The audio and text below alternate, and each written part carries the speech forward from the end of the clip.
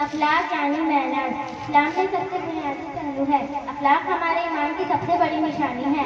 अखलाक क्योंकि नबी सल्लल्लाहु अलैहि वसल्लम ने फरमाया, तुम में से सबसे अच्छा वो है जिसके सबसे अच्छे अखलाक हैं। और अखलाक क्या है? एक दूसरे का अदब और एहतराम हमारे लहजे में, हमारे किरदार में, मोहब्बत हमारी रोजमर्रा की जिंदगी में, खिदमत, अदब और खिदमत, हमदर्दी, खैर ख्वाही, हुस्न सलूक अल्लाह ताला हर मखलूक से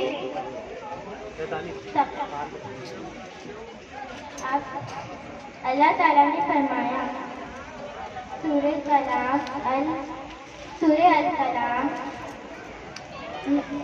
कलाम में बुनियादी बहुत बढ़िया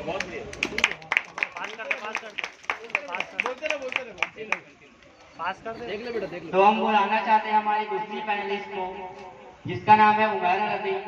तो उमैरा रज़ी, आपसे मेरा दूसरा सवाल है कि अखलाक और ईमान में क्या ताल्लुक है?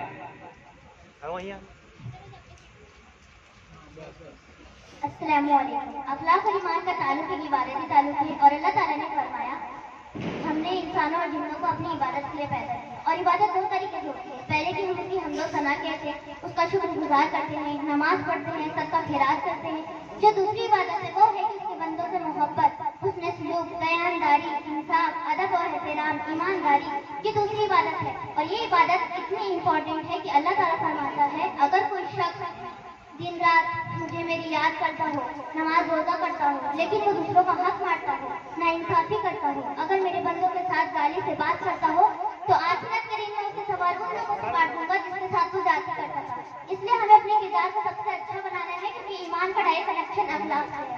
जज़ाकल्लाहु खैर। तो चलिए, बिल्कुल सही आपने। तो चलिए आगे बढ़ते हैं हमारी तीसरी पैनलिस्ट ज़ाइना तबस्सुम। ज़ाइना तबस्सुम, आपसे मेरा तीसरा और आखिरी सवाल है कि आज के इस जुल्म ज़्यादती के इस माहौल में अच्छे अखलाक को कैसे मुजाहिर करें? अस्सलाम वालेकुम। आज हमारे माशरे में जिस तरीके की जुल्मज़्यादती हो रही है, जगह जगह बदअखलाकियां बढ़ रही है, नाइंसाफी, लोग रिश्ते नाते तोड़ रहे हैं, अमानत में खयानत हो रही है। आज हमारे माशरे में गालियां आम हो गई है, लोगों के हक मारे जा रहे हैं। आज बस लोग अपने बारे में सोच रहे हैं। हम ये भूल गए हैं कि इस्लाम अमन और शांति का पैगाम है, कुरान और हदीस हमारी रहनुमाई के लिए है। तो हमें चाहिए कि हम इस अंधेरे के माहौल में रोशनी की मिसालें जलाएं। हमें मोहब्बत, सब्र, हमदर्दी, अदब पर अपने कामों में अदल और इंसाफ कायम करना चाहिए, क्योंकि हमारा किरदार हमारे ईमान की मजबूती का सबूत देता है। जब हम अच्छे अखलाक का मुजाहिरा करते हैं, तो न सिर्फ अपने ताल्लुकात को बेहतर बनाते हैं, बल्कि दूसरों को भी उस उसूलों के बारे में दरियाफ्त करने की दावत देते हैं जो हमारी तरफ अमल की रहनुमाई करते हैं। जज़ाकल्लाहु खैर। और मेरा एक सवाल और है, मैं जानना चाहता हूँ कि हम नौजवान कैसे अच्छा किरदार बना सकते हैं और हम नौजवान कैसे एक दूसरे का अखलाक पाबंद बनाएं।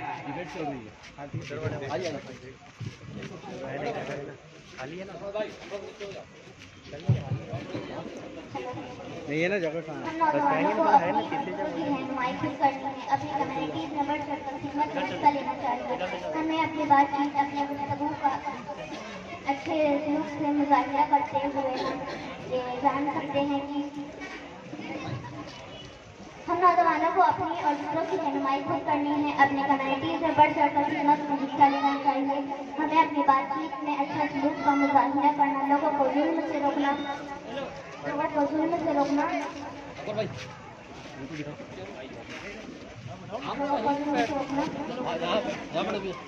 ये हमारी कम्युनिटी में अच्छा असर डाल सकते हैं।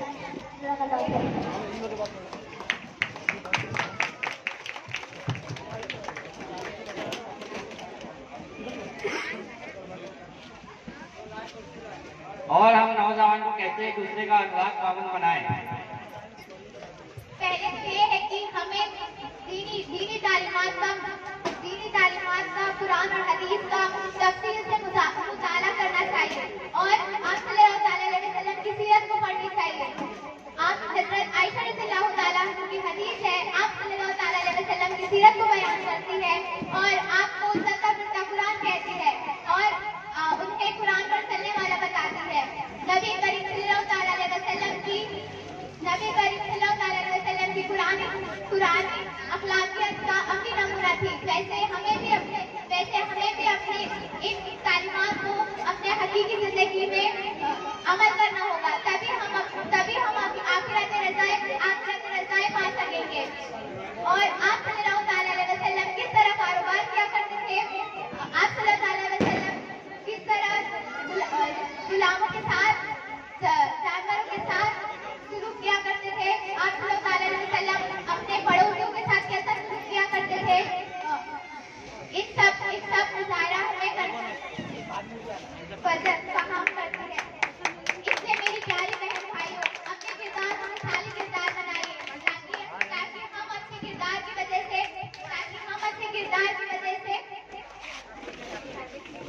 ताकि